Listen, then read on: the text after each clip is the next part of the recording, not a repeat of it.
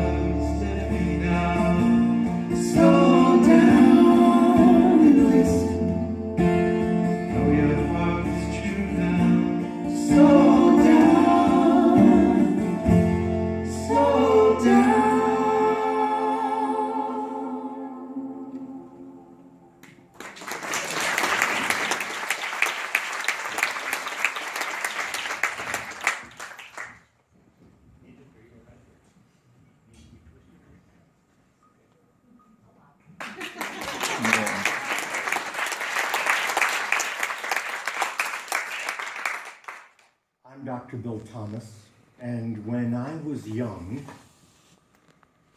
I wanted to be a gym teacher.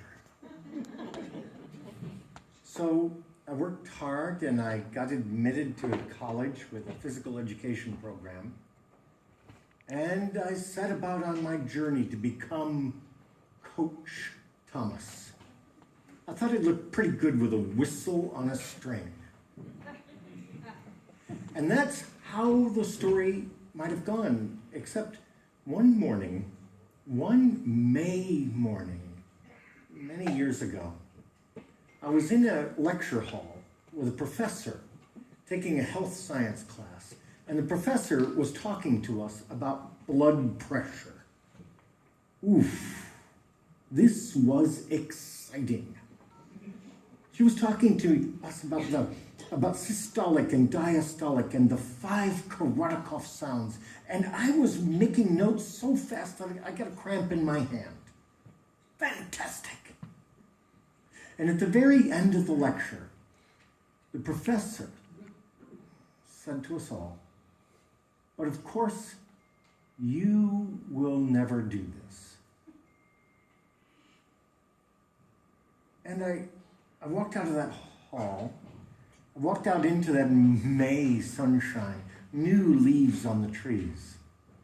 And I thought to myself, I'll never do that? I don't know. Maybe I could be a doctor. So I shifted my goals, changed my ambitions, and I became a pre-med. I worked really hard. And about 2 years later, I was admitted to Harvard Medical School. Wow! You should have seen me the first day I showed up there. I was like bouncing around with excitement. Because now, I wasn't just going to learn about blood pressure, I was going to learn about everything. All the secrets would be mine. Some of you know that the first 2 years of med school are largely in the laboratory, in the classroom. And for the most part, you don't actually really see a patient until you're in the 3rd year of the program. And for my 3rd year, I started off in Beth Israel Hospital. And my first assignment, my very first assignment, was the ICU at Beth Israel. And on my very first day, a 90-year-old woman's heart stopped beating. And they told me to do the chest compressions because I was big and strong. And I broke that poor woman's ribs. She did not survive. And I remember when the chief resident called the code. I remember looking down, my first patient. And I looked into her eyes, and these beautiful eyes no longer saw. And I realized right then that this was for real. I finished my time at Harvard Medical School and took up a residency in family medicine. And one of the favorite parts of the residency for me was actually obstetrics. I got to attend a lot of births. And I will tell you something. There are few things more extraordinary in human life than taking hold of a brand new human being, watching that human being take its first breath, and then laying that little baby on its mother's chest. And gradually, I came to understand something, a little something about human life. It turns out that we're all born with these perfect little bodies. They are so gosh darn cute. 10 fingers, 10 toes, punchy little nose. And then from the very first day, we go about the business of exchanging our perfect little body for a story. Our story. The one story that will never be repeated in the entirety of the universe. We go about becoming ourselves. And along the way, that perfect little body, it gets dented, it gets bent. Gravity seems to have a way with us. And we keep on living and loving and learning. And our story gets richer and more complex. You know, I think tombstones have it all wrong. They put all the energy into the date of birth and the date of death. And all the living is supposed to be contained in that tiny little hyphen. It's not right. It's not really how we live. We human beings are peculiar.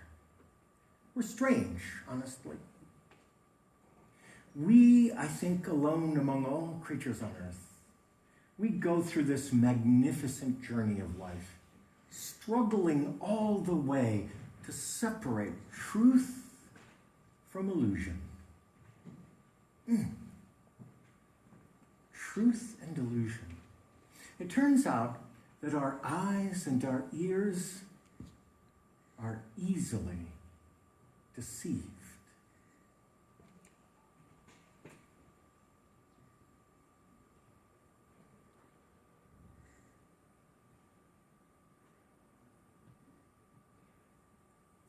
We are surrounded by illusions.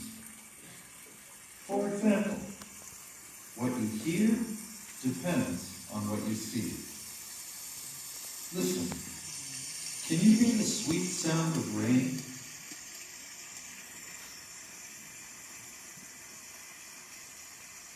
Our eyes and our ears are easily deceived because when you see something different, you hear something different. You think you're hearing rain, but it's actually just me at home in my kitchen, feeding my kids.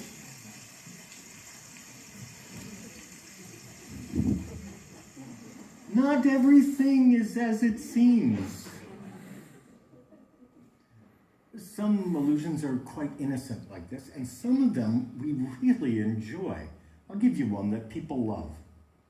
It's called the moon illusion.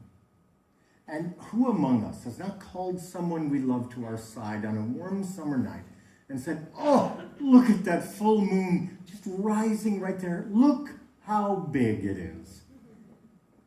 Actually, your eye perceives the moon to be exactly the same size at every point in the sky.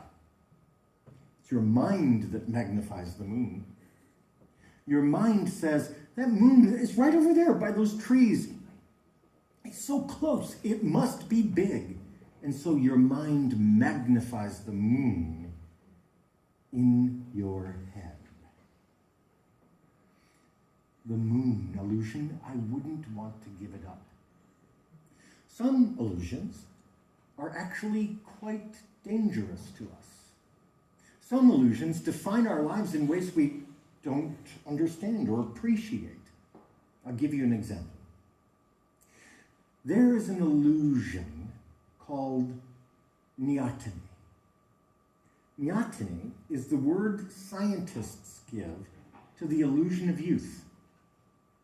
Not only is this a great Scrabble word, but it also means the persistence of juvenile traits in the adult form. Neoteny. We human beings love neoteny so much that we breed it into our pets.